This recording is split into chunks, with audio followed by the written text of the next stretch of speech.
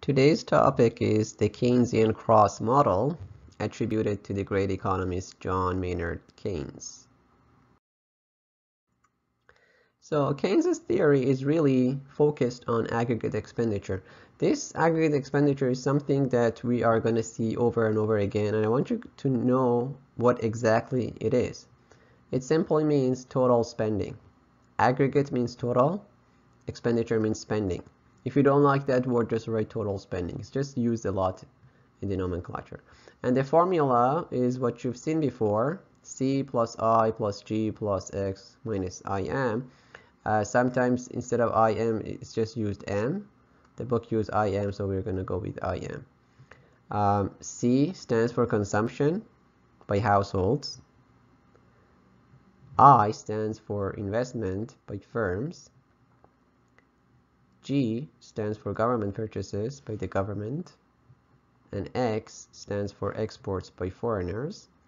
IM is imports. We subtract that for adjustment, right? So we are really dividing our forms of spending based on sector. So these are 4 different types or 5 different types of spending on final goods and services. All right, so that's also somewhat important that we're talking about final goods and services, not intermediate. So write this down, it's a good review. A very useful concept in macroeconomics is disposable income, and it's really the after-tax income. It's whatever goes into your pocket, basically, right? It's the income that is available to the households to either spend or save, all right? So this word disposable, don't mix it. Disposable income doesn't mean that you can throw it away. You don't want to throw it away. Disposable in this case means available. So it's kind of like, have you heard of when it says something is at your disposal? If it's at your disposal, it means it's available for you to use it. Okay, and how do you use it? There are 2 main uses: either spend or save. Okay, so the formula for that would be YD is disposable income, equals Y minus T, where Y is gross income. It's the same as GDP. We're talking about the entire economy, so the entire income of all Canadians would be our GDP, and T would be all taxes and deductions. So if you take all of the GDP and you minus all of the taxes and deductions, you'll get your disposable income. So here's the thing: if you have a job where you earn, I don't know, $1,000 a month, would you actually receive all of the $1,000? Probably not, right? There's going to be some taxes and deductions. You're going to receive less than that. Whatever you receive, whatever you actually receive, is going to be your disposable income. And another formula for it is YD equals C plus S. So that's consumption plus saving. These are 2 different formulas, and you need to have both of them. You almost always use both of them together. One of them, the first one, talks about where the disposable income comes from. The second one talks about where the disposable income goes. So it comes from the total income minus taxes, and it goes into either consumption or saving. Saving, S, is all disposable income that is not spent on consumption. All right. So for instance, when your disposable income is $1,000, you spend 900 of it. Okay. Now, if that's the case, what is your saving? How much are you saving if you're spending 900? You should be able to figure that out. So write it out in your notes. Now, if your income increases to $2,000, assuming that you spend the same proportion, what's going to be your consumption 2 and your saving 2? Okay, so figure that out. And the simple rule here is that if the disposable income goes up, your consumption also goes up. All right, so consumption includes spending by household, by all people, on all goods and services, whether it's durable goods, non-durable goods, services, whatever. So write down your notes. An important part of the aggregate expenditure is consumption, and the simple functional notation is C equals F of YD. You should be able to understand this notation. Most of you are pretty good in math, but in case you don't know what it means, it basically means that C is is dependent on YD, and C is consumption, YD is disposable income. So this is just a functional notation, very generic. So write down for yourself what is the dependent variable here and what is the independent variable. So dependent variable would be your effect, independent would be your cause. Now you can guess that there is a positive correlation here, which means if income goes up, consumption also goes up, right? So they move in the same direction. A more elaborate form of that is consumption equals C0 plus MPC times YD. Now what are these things? C0 is autonomous consumption. Autonomous means independent. It is independent of income. So whatever is your income, it doesn't make a difference on that autonomous part. So think of this C0 or C0 as what you would consume if you have no income. All right, so if you had no income, so it's kind of like the necessities, the basics that you would consume even if you have no income. That is the vertical intercept. So if you do the graph, and we're going to do the graph, it's going to be the vertical intercept, which is a constant. MPC times YD is called induced consumption. So it is affected by changes in the income. All right, so it's induced by the amount of income you have. And by the way, this dot that you see here, this dot is the same as multiplication. So if you're not used to it or if you don't like it, simply write a cross. Okay, doesn't make a difference. It's the same thing. The MPC stands for marginal propensity to consume, and that's the slope. If you've done calculus, you would know that marginal is a special term that really represents slope. Anyways, you don't need to know calculus for this course. All we have here is an intercept and a slope. So the MPC is a positive decimal, and it is always between 0 and 1, which is another way of saying the same thing, right? So it's always a decimal and it's always positive. So here's a simple example of how a consumption function would look like.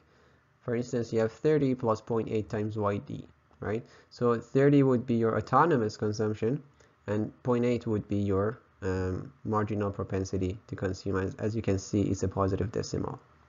So write down. Another useful and simple formula is the tax function, which is T, small t times Y. And capital T is government's net tax revenue. Remember, the government's main source of revenue is taxation. So that's capital T. Small t is a coefficient. It's the net tax rate. And it's always a positive decimal, which means t is between 0 and 1. All right. Y is the national income or GDP. So that's a useful formula. Underline it or box it or highlight it. And when you write it, determine what is the DV and what is the IV. What is the dependent variable? What is the independent variable? Right? Since the coefficient is positive, it means we have a positive correlation. So if the national income goes up, the government is going to have a higher revenue. Okay, so that should be fairly intuitive.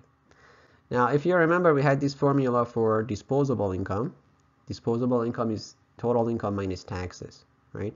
If you have that, you can now simplify it. So instead of your T here, you can put the T on the top. So I'm going to show this to you in steps. Make sure you follow, because you should be able to derive these formulas and do the math. So disposable income is total income minus small t times total income again. So here is where you can do some simplification. You can factor out y, and you get yd equals 1 minus t times y. All right. This step here of factoring out, you should be very comfortable with it. Okay. If you're not sure how it works, come and see me. Now, once we have our YD, we can go back to our consumption function and simplify this also, where we get consumption function is C0 or C0 plus MPC times y minus t times y. All right, so things start getting a little bit ugly here. Later on, we're going to try to tidy things up, but this is for simplification. Actually, it's going to make our life easier to have everything as a function of the same variable, which is the whole point of macroeconomics, and that's GDP. All right, so write these formulas down. If you need to rewatch these slides, feel free to do so. So far we focused on consumption. Let's talk about the other things in that AE formula. So we had C plus I plus G plus X minus imports, right? So I is the investment, which means anything that the firms spend on, right? Any goods or services, machinery, equipment, trucks that the firms buy, right? G is anything that the government buys, all right? Like army expenditure, office supplies, roads, whatever. And X is what foreigners buy from us. So you should know X and exports and imports by now. If you don't, go and review the last week's material right now before we proceed. I, G, and X are autonomous, which means they're independent of income. They're independent of GDP. All right. So that's fairly simple. They're constants, so to speak. Imports depend on our national income, so they're not autonomous. And we have a formula for it. It's M times Y. And small m is marginal propensity to import. Okay, that's really a slope term again. It's how much our imports increase as a result of a dollar increase in our national income. And that's a positive decimal again. Okay, so it means that it's between 0 and 1. So these are basically the idea of imports is that you subtract imports because it's not done on Canadian goods and services. All right. This word marginal, you might want to write this down. Marginal means additional. So whenever you see marginal, it means additional. It's also the same as a slope term. Okay, it's a coefficient. So write this down. This slide could be a little bit confusing. So take your time, go through it slowly. I try to explain everything, but if you need to, watch again if any part of it is not clear. So we want to find the equilibrium GDP. Okay, how do you find equilibrium GDP? Remember, national income and GDP are the same thing. Well, on the one hand, we had something called desired aggregate expenditure, which is our good old formula. And we have actual aggregate expenditure, which is as much as our total output. So we have a certain level of desire. We can think of it as similar to demand. And then we have our actual, which is how much we have produced. And that's the same as our GDP, or Y. The equilibrium condition is very straightforward. Simply Y equals AE, right? So how much we have actually produced should equal to how much is desired. That's what the formula says. This is a fairly useful and important formula, and all it says is that the actual GDP should equal desired GDP. That's what it says. Now, if you use that AE formula, if you plug it in, you get this longer version, and then we know already that I, G, and X are constants. They're autonomous. We also know that the formula for imports is M times Y, and the formula for consumption was that long nasty thing, right? And part of that, the C0 was autonomous also, right? So we have 4 autonomous parts and a couple of induced parts. So if you put all of these things together, you get GDP equals the blue part, which is autonomous. Autonomous means just constant, and the red or orange part, which is really a function of Y. And you can simplify the second part a little bit more to get something a bit neater. So you get that as our equilibrium national income. Okay, so pause here and write down and make sure you really understand every step of this derivation. So let's tidy up the mess. We want to have a simple format. Actually, we do have a simple format of this formula. This format that you see here, A plus Z times Y, this is the same format that you saw with the consumption function, right? You have an intercept and you have a slope. That's all it's saying, right? So A, capital A, is autonomous expenditure. It's independent of GDP or Y. It's the vertical intercept of the aggregate expenditure line. So when you do a graph, the A is going to be your vertical intercept. And what is A? If you plug in C0 plus I plus G plus X, you're going to get A, right? So if you have questions, you can simply use this.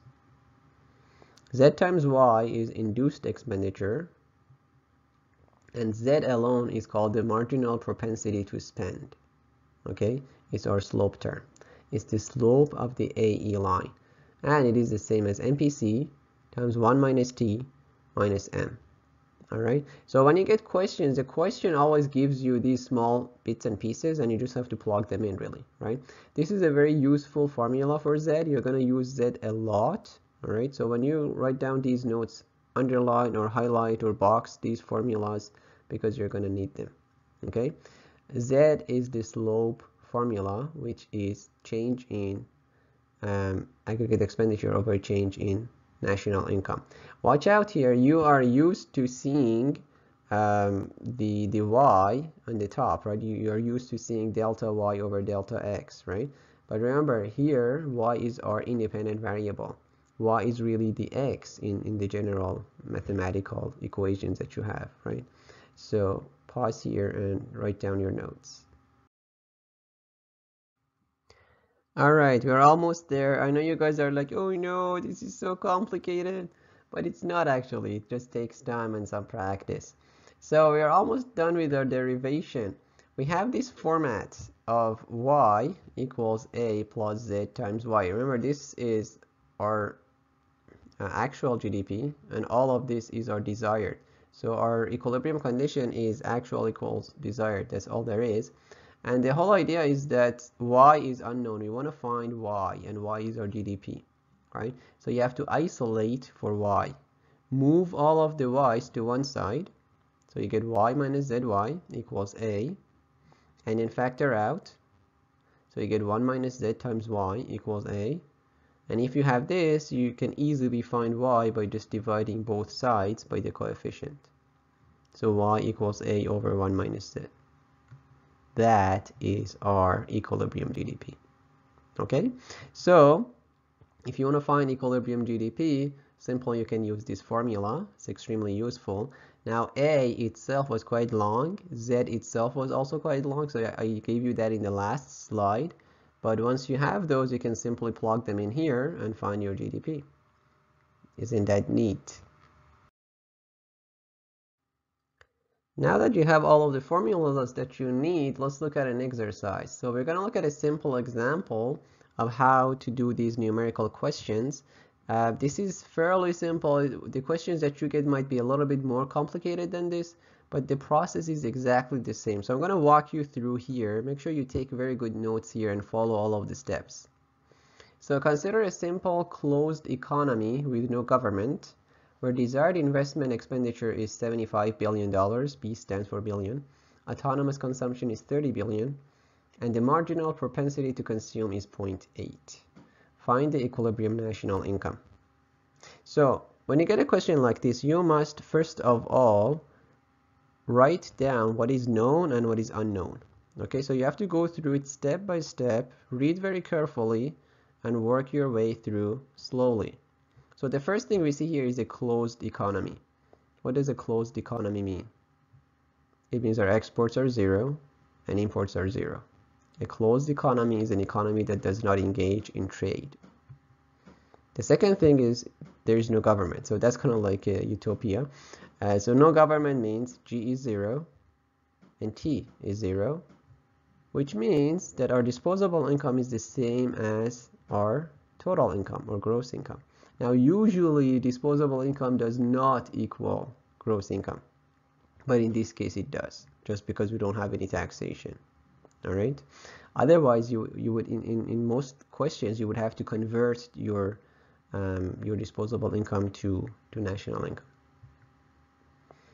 The next thing we have is desired investment expenditure, so that's 75. And the next piece of information is about consumption. So autonomous consumption and marginal propensity to consume are given to us. So you simply write them into your formula. So these are the things that we know. What we don't know is equilibrium national income, which is GDP. We want to find what is Y. So write down your general AE formula, C plus I plus G plus X minus M. The last three items are gonna drop out because there is none, right? So G is 0, X 0, I M 0. So you just plug in C and I. Then it's just math. So add up 30 and 75, you get 105 plus 0.8 times Y. Check to have the form that you want. The form that we want is this form, A plus Z times Y. This is a very useful form. It's very simple. Do we have that form? Yes, we do, right? So our A is 105 and our Z is 0.8.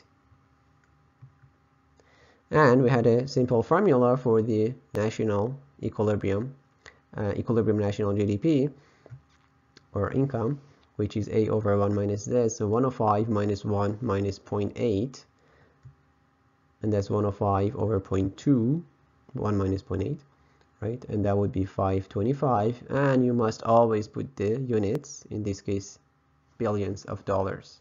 Okay, so that's our equilibrium national income. If you get a question like this, you must show all your work. All right, so exactly as you see on the screen, write down everything, show every step of the formula and the derivations until the last step, and put the units down also. Okay, so do it in a very systematic, structured way. Write this down. Let's look at the Keynesian cross model on a graph. This graph is something that you haven't seen before, so just watch very carefully as I walk you through. So you have real GDP versus aggregate expenditure. Real GDP is basically the actual production, and what you have on the vertical, the AE, that's the desired level. So the first thing you would draw is your equilibrium condition. The equilibrium condition is a very simple line, which is AE equals Y. That is called the 45-degree line. Okay, the angle there is simply 45 degrees, and the slope of this line is 1. Right? You can tell that the slope is 1. There is no intercept. It's a very simple line. You would also draw your AE. Your AE is basically whatever the question gives you. So you need to know your marginal propensity to consume and all those values in order to draw the AE. Notice that the AE is always flatter than the 45-degree line because the slope of the AE is less than 1. Okay, it's always a decimal. It's a positive decimal, which means it's less than 1.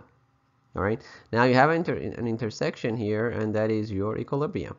Okay, so that you can call it E1, and you have the corresponding level of national income and a corresponding level of desired aggregate expenditure. So that's where things are equal.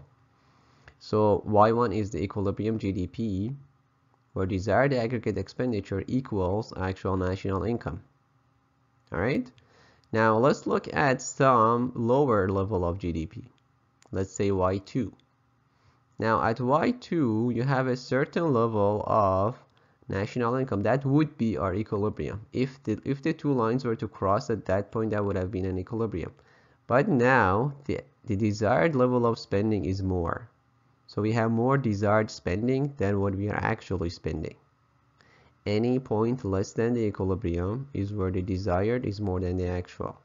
So at Y2 less than Y1, the desired expenditure is more than the actual amount of the output, which is really a shortage. So firms are going to meet the excess desired expenditure by selling some of their inventories. Okay, as inventories go down, it's going to signal the firms to increase their production to recover their lost inventory. So basically the firms have a certain level of inventories. It's kind of like a target level, and if it falls, they're going to try to recover it. Okay, they're going to replenish their inventories. This idea of inventories acting as a signal is quite important. In these analyses, it's the central theme here is really inventories. And because of that, because production increases, Y is going to increase until we reach the equilibrium again. All right, so pause here and write down, and if you want to watch it again, go ahead.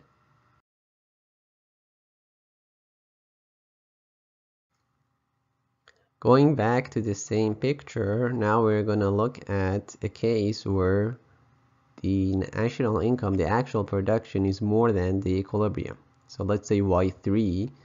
Now if you draw a vertical line at y3, the equilibrium would have been at a certain level of aggregate expenditure, but now our aggregate expenditure, the desired level, is less. All right, so we are desiring less spending than there is available material. So at y3 greater than y1, the desired expenditure is less than the actual amount of output. The extra amount produced remains unsold, and that's really the same as a surplus. Okay, and when things are lying around not being sold, they're going to be simply added to the inventories. So the firm's inventories will increase, and that's going to signal the firms to cut their production because they're just producing too much. They're not able to sell. So production is going to fall until aggregate expenditure equals national income. All right, so we'll go back to the equilibrium. And again, essential to all this discussion is this idea of inventories. In case you don't remember what inventories are, they're really items on the shelf. They're kind of like the storage of the firms. They're the stock of goods that they reserve for future. The purpose of inventories is a backup. So to have a backup, to have a cushion. Think of, for instance, the winter, the Christmas time, where the sales go up, so they need to have some form of a cushion. Pause and write down.